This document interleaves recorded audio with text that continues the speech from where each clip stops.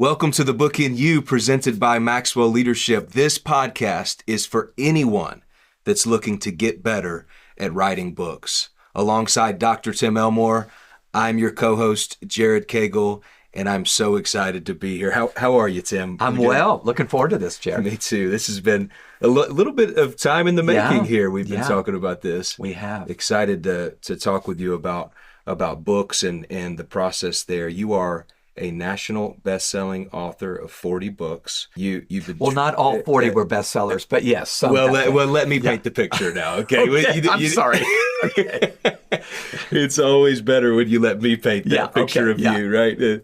You've trained leaders all over the world in every continent. You've trained corporations such as Home Depot, Coca-Cola, Chick-fil-A, Cox Communications, American Eagle Outfitters. Did they give you some jeans while you were at it? I don't. Taco Bell, Delta Global, some universities that you've probably heard of: Stanford, Texas, Duke, Ohio State, Georgia Tech, and basically every pro team there is out there. Pretty amazing, including the Tampa Bay Buccaneers. Was it pre or post Tom Brady? It was pre-Tom Brady, but I got him ready for Tom Brady. I like to think that. That's good. Yeah. I love that. You've been featured on the Huffington Post, USA Today, the Wall Street Journal, Forbes.com, CNN, Fox. You've been out there, Tim. People have been interested in your messages, which is great. I'm honored to be here with you and just be a part of this conversation as we help authors, future authors, learn how to be a part of this book writing process. Is there anything that you would say here at the top, maybe to intro the idea of this podcast and what we're doing together? Well, Jared, you remember when you and I first talked about this months and months and months ago, we didn't feel like we had the only voice, but we thought we want to help those authors out there that feel like they're good, but maybe not great. And there's many people that feel that way. And you and I even use this phrase: we want to remove the dummy tax that we often pay when we don't know what the heck we're doing. You know, I certainly paid my dummy tax in my 20s and 30s. Mm-hmm. So we thought, what if we could sit down and remove some of that and really push these authors to the front of the line? Love it. 500,000 books every year are published, every year, in America, not the world. So 500,000 competing voices. And we just wanted to say, what if we could push those folks, kind of chutes and ladders, push them up a ladder to the top by removing some of that dummy tax. So that's our goal. We're going to do this regularly. Yeah. And we're hoping that as you listen in, listeners and viewers, you'll feel like, okay, I just got a secret that maybe others don't have to helping my book move to the front of the line. Yeah, very important. And the book world is not exactly simple. We could say, right? Gosh. It's pretty complex, and there's secrets in the industry that we'd like to uncover and maybe show the audience a simpler path to learning how to be a part of that. So, well, and you and I both know the publishing industry is ever evolving. So even what it was 10 or 15 years ago, it's not today. So we want to stay current and help you all stay current as we talk. Yeah, so true. I'm thrilled to be a part of that. You know, it's interesting. Our stories, there's a few years in between them, but they're similar in a lot of ways. You know, you started with John several years ago, and I started with John Maxwell 10 years ago. Yeah. And the way that our stories sort of line up is pretty interesting. Tell us a little bit about your journey, starting in the 1980s, not the age you there with that, but 40 years, you know, as a part of this world. Tell us a little bit about that. Well, I started with John Maxwell in 1983. I was right out of college. And I was still wet behind the ears, but John saw something in me that he wanted to hire, thank God, and I wouldn't let go. You know, I just wouldn't let go. So learning well over 40 years now from John, and my first book we'll get into in just a minute started in 1984. So 40 years ago, and loved going on the journey. I was with John 20 years and then started growing leaders, and that was really an organization based on content, based on books, and then now digital content. But I have learned a couple of things along the way that I want to share. But I want you to talk about your story too. It's very similar. You're a person of faith, and talk about your story too, and how that might help this conversation. Well, I hope. 10 years ago, I started with the organization, Maxwell's organizations, been a part of John's writing team now for about 5 years. Mm-hmm. and the process of learning how to develop content, the publishing industry and the nuances of that, learning how to collaborate on books and other content with one of the very best in the world, in John Maxwell, especially in the nonfiction space. Yeah. It's been really impactful, and the learning lessons are a mile long already at this point for me. And it feels like I've been here for quite a long time until I sit with someone like you, and 4 decades is a lot longer than 1 decade. But I've certainly learned a lot along the way. And today I get to be a part of helping lead our publishing company and our content development as a company here at Maxwell Leadership, and really trying to be the tip of the spear for all that we're doing with our thought leaders, with our authors, our content contributors. We want to be the leader in leadership. And we believe that everyone deserves to be led well. And so I love content, that statement. Say it again. Yeah, everyone deserves to be led well. Yeah. And that's really a Mark Cole axiom, if you will. And Jeff Henderson, one of our friends, sort of inspired that, or did inspire that statement. But it guides us here, you know, because everyone deserves to be led well. We want to step into the climate that we're in, and be a part of helping make a difference in the leadership of our world, our country, companies, and we're able to do that. You know, absolutely. The opportunities are out there, which is awesome. Well, and listeners, one thing Jared and I talked about that I think you're going to love is, in this podcast, we wanted to expose you, and will expose you, to best-selling authors, to literary agents who can represent you, to developmental editors, where if you got a big idea but you're not sure how to lay it out, developmental editors that do that well, ghostwriters, publishers. We want to have publishers on this. So you're going to have exposure to the best, and we're going to be the brokers of that content. So this is going to be fun. Love it. Yeah, just brokers. You know, especially me. I'm just a broker. Well, I feel the same way. It's going to be great. I'd love to talk about your first book. Okay. I'd love to kind of go back. You know, John always says you're never good the first time. Yeah. And that is true. Not to put that on you, Tim, but you're never good the first time. But it's always good, you know, when we're trying to help people along on the journey, whether they're just beginning, whether they're a couple, 3, 4 books down the road. You know, it's always good to reflect back on where we were, and then, you know, hopefully help with some insights for those that are in the same stage. Tell us about your first book. When, what, where, why, who, you know, give us a rundown a little bit. Well, Jared, I scribbled down some notes knowing you were about to ask me that. So let me refer to my notes here. But I had an advantage jump into my first book. I was working with John Maxwell. That's an advantage because John had already written some books. But we were both working at a church. John was the senior pastor. I was an associate. And one of my departments was the college department. So we had college students coming, and we had begun to grow. We ended up averaging about 600 in our Sunday school class on Sunday morning. So it was like a church in itself. Yeah. And the denomination we both were part of came to me and said, would you write a book on how to lead young leaders? And of course, that's what I'm all about now. That's right. That's right. But I said yes, probably before I knew what the heck I was doing. Can I say that right now? And so I said yes. This was 1984. Wow. And so I wrote a book called Caring for the Called. Okay. Okay? Yeah. You like that? See what I did there? I do. So these were young adults that felt called to leadership and called to lead others. And so I did this book. And the first half of the book was instruction on how to lead young emerging leaders. But then the second half of the book was lessons you can teach them that I'd picked up being under John, but trying to translate it for the next generation. So I did the book, and it came out, and they gave it away to some young leaders to kind of seed, but then they began to sell them. Well, I'm going to be really honest with you. I want to go back and apologize to everybody that read that book, because I'm thinking, oh God, I'm so sorry.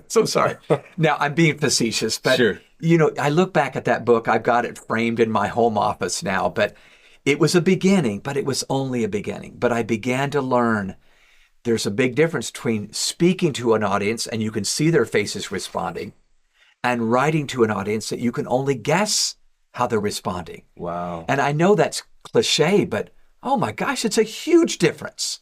Being on a stage, go, ooh, this isn't landing yet, or it is landing, I can keep moving.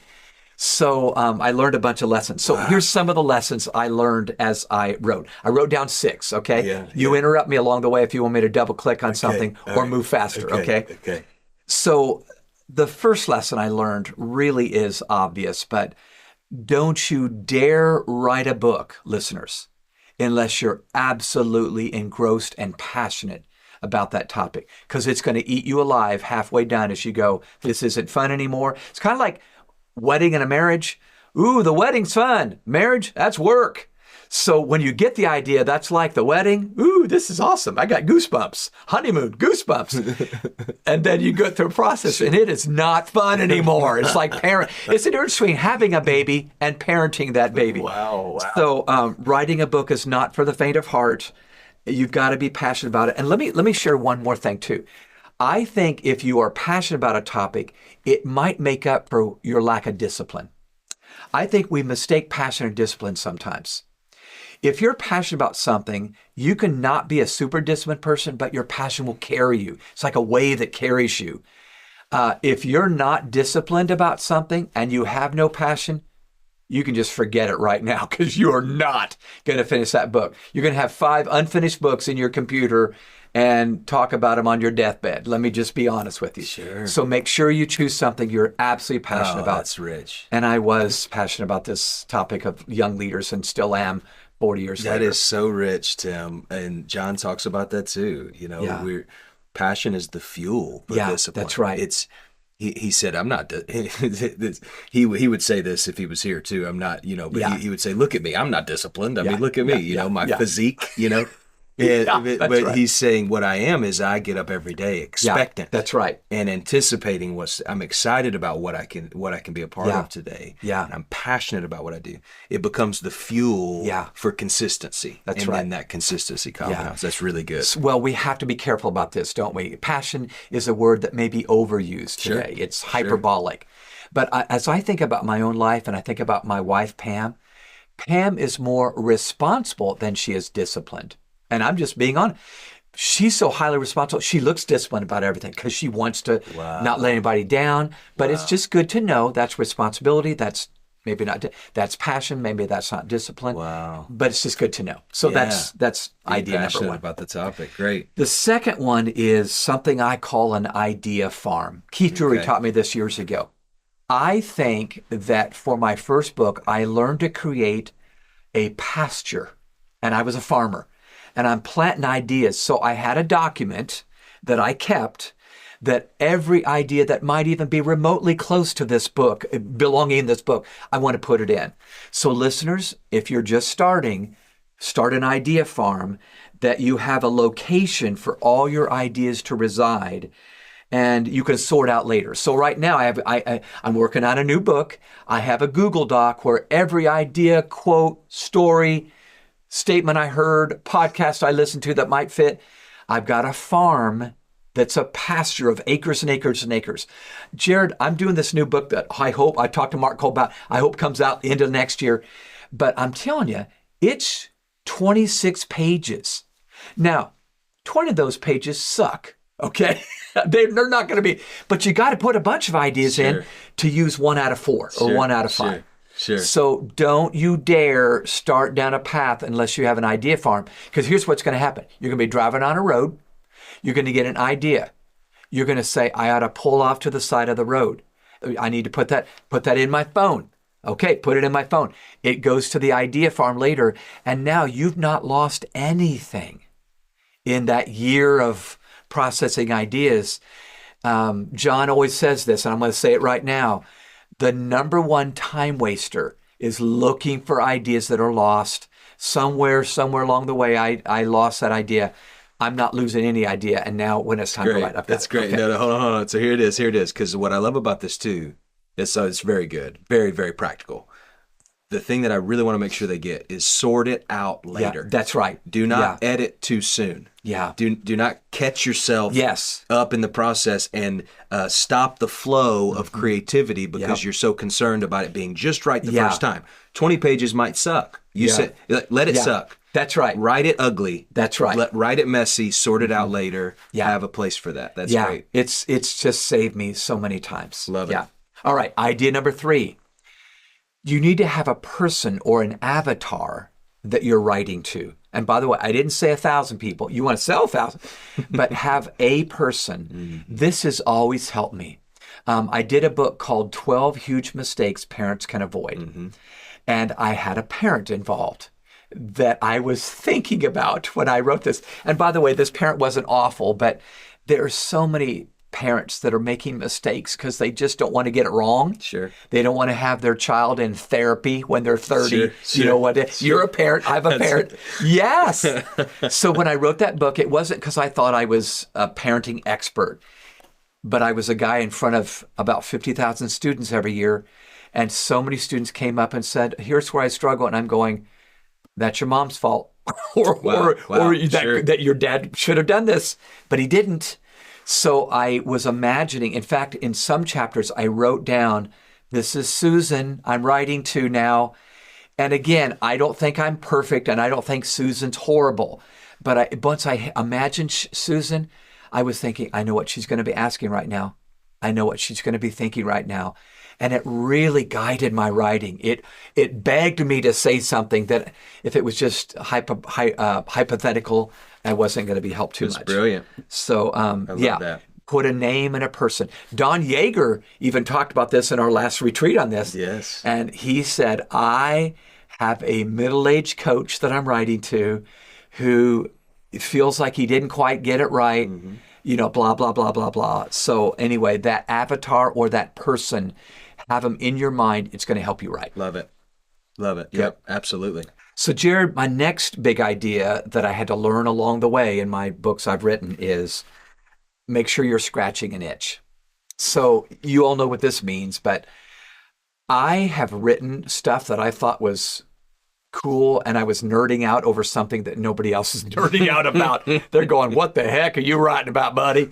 So I wanted to make sure, what problem am I solving? Sure. What itch am I scratching? That's good. So, and by the way, I think it could be a felt need or a real need, but make sure you're meeting a need. Oh, that's good. So as you're thinking about writing, listeners, make sure you go, this is the problem this book is solving, or this is the itch I'm scratching. That's a metaphor that may be weird to all of you, but if I know I'm scratching an itch, I know I'm going to sell some books. I think this is such a great point because people, it's natural. We want to write about what we want to write about. The interesting thing is, earlier you talked about passion. Yeah, that's Now, right. There has to be a connection. That's right. With passion and felt need. Yeah.